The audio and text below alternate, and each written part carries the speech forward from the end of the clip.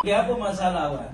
Masalahnya sakit saraf. Ni Okey. daripada ni sampai ke betis. Ah. Dia macam muncul. Lepas tu di betis ni kadang-kadang dia rasa panas hangat. Panas macam tangan kita main lada tu kan. Dia rasa panas. Kejap ada panas, kejap tak panas. Ya, ya. InsyaAllah.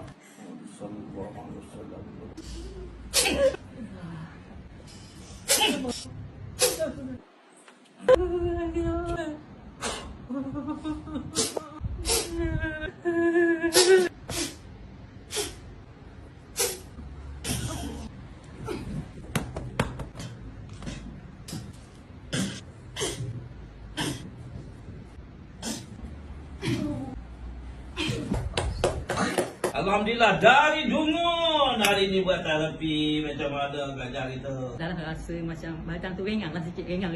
Bila pusing berjalan tu rasa macam dah balance lah.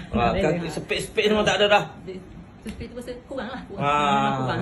Okey. Alhamdulillah, syukur kita tadi datang berbagai-bagai masalah. Datang dari menjauh, hari ini diizinkan Allah ya. Sembuh. Abang macam mana rasa? Bahagia? Okey. Okey, nampak sihat. Okey. Nice. Follow Cik Master di SJM Aris, CJM Terapi Solution. Solution.